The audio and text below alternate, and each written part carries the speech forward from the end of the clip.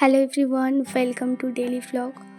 এখন বাজে ভোর 4:05। যদিও আমি পুরো 4টের সময় উঠেছিলাম, কিন্তু ক্লিপ নিতে নিতে 4টে বেজে গেছে।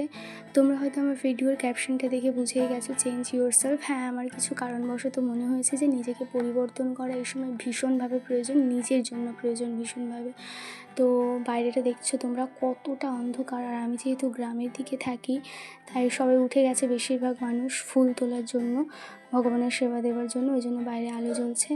আর আমি ঘুমের ঘোরে কার ব্রাশ নিতে গিয়ে কার ব্রাশ নিচ্ছি, কোন ব্রাশটা ফেলে দিচ্ছি, এই করছি। তো যাই হোক, আমি প্রথমে ঘুম থেকে উঠেই 2 গ্লাস জল খেয়ে নিয়েছি, তারপর ব্রাশ করে ফ্রেশ হয়ে নিয়েছি। এবার যাবো ছাদে এক্সারসাইজ করতে। এবার এক্সারসাইজ করতে করতে তোমাদেরকে একটা কথা বলি। আমাদের ঘর এখন ভেঙে দেওয়া হয়েছে, কারণ নতুন করে আবার ঘর হবে, কারণ ঘরে জল পড়তো, অনেক সমস্যা হতো। তো যাই হোক, আর সেই জন্য আমি এখন কাকা কাকিমার কাছে আছি। আর এটা কাকার ছাদেই এই এক্সারসাইজটা করা। আর আমাদের ঘর খোলা হয়েছে বলেই আকাশটা বোধহয় এতটা ঝামেলা করছে। মাঝে মাঝে বৃষ্টি হচ্ছে, মাঝে মাঝে ঝড় হচ্ছে, সব জিনিসপত্র ভিজে একাকার হচ্ছে, এই রকমই হয়ে চলেছে। তো যাই হোক, আমি এক্সারসাইজ করতে করতে তারপর একটু মেডিটেশন করে নেব। কারণ আমি রিয়েলাইজ করেছি একটা জিনিস, যে সকালের টাইমটা মেডিটেশন করলে না, দিনটা কী ভালো, তেমন একটা কী পজিটিভ ভাইবস আছে সারা দিনটাতে। তো আমি একটু মেডিটেশন করে নিয়েছি। মেডিটেশন করে আমি স্নান টান করে ফ্রেশ হয়ে ছাদে চলে এসেছি জামা কাপড় মেলতে।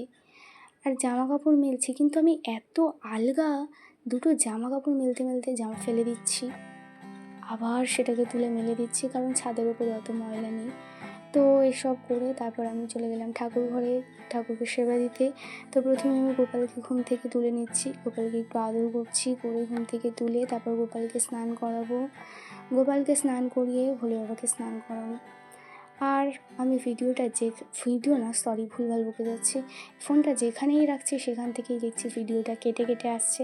সেই জন্য যা হোক করে কোনো মতে একটা জায়গা ঠিক করলাম, তারপর ভিডিওটা নিচ্ছিলাম।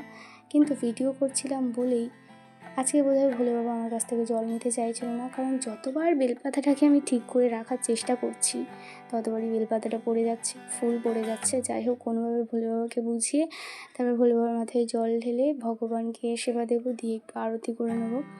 এবার আরতি করার সময় ফোনটা যেখানে রেখেছিলাম আমি তো জানি না কী হচ্ছে। তারপর যখন ক্লিপটা দেখছি তখন দেখছি এরকম ব্লার এসেছে। তো যাই হোক, কী করা যাবে, তোমরা একটু ম্যানেজ করে নিও, কষ্ট করে, কিচ্ছু করার নেই। তো ভগবানের আরতিটা করে নিই। আর আজকে আমি দেখাবো যে আমাদের ঠাকুরঘরে ঠিক কতগুলো ঠাকুর রয়েছে। গোপাল রয়েছে, ভোলে বাবা রয়েছে, মা লক্ষ্মী রয়েছে, নারায়ণ রয়েছে, সমস্ত কিছু রয়েছে, লক্ষ্মী মা লক্ষ্মী নারায়ণ। তো তোমরা সবাই একবার ঠাকুরগুলোকে দর্শন করো আর রাধা রাধা বলো। আর বিশ্বকর্মা ঠাকুরটা রয়েছে, কারণ বাবা কাকা দুজনেই যেহেতু রাজমিস্ত্রির কাজ করে, সেই জন্য বিশ্বকর্মা ঠাকুরটা রয়েছে।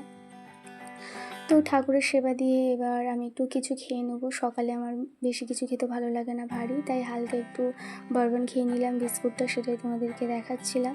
তারপর আমি দুপুরবেলা গোপালকে সেবা দিতে এসেছি, কিন্তু এর মাঝখানে প্রচুর বৃষ্টি হয়েছে। আর সেই সময় আমি রান্না করতে গিয়ে দেখলাম গ্যাস শেষ, তাই উনুনে রান্না করেছি সেটা দেখাতে পারিনি, তাই দুপুরবেলার খাওয়াটা দেখিয়ে দিলাম। তারপর আবার সন্ধ্যাবেলা চলে এসেছি ভগবানকে সেবা দিতে। আবার যথারীতি ভিডিওটা কেটে গেছে, কেমন ধোঁয়া ধোঁয়া লাগছে ভিডিওটা, আমার মুখ দেখা যাচ্ছে না। তো যাই হোক, দেখা যেতে হবে না। তো আমি রোজকার মতো আজকেও শ্রীমদ্ ভগবত পড়ছি, কারণ এটা ভিডিওর জন্য না, আমি অনেক আগে থেকেই শ্রীমদ্ ভগবত পড়ি, একটা অধ্যায় হলেও পড়ি।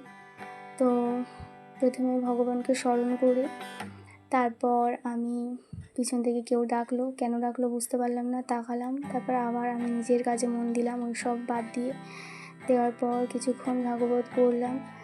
পড়ার পর তারপর আমি গোপালকে সেবা দিতে না, ভুলভাল বকছি, গোপালকে ঘুম পাড়াতে চলে আসলাম। তারপর গোপালের নিচের দিকে স্কার্টটা খুলে দিলাম, তার মানে যেটা বাঁধা ছিল দড়িটা খুলে দিলাম। শোয়ার সময় পুরো স্কার্টটা খুলে ওপরে জামাটা পরানো ছিল, কারণ ওরও গরম লাগছে। তো আজকের মতো এই পর্যন্ত। রাত্রেবেলার খাওয়াটা দেখালাম না, দেখা হবে নেক্সট ব্লগে। রাধা রাধা।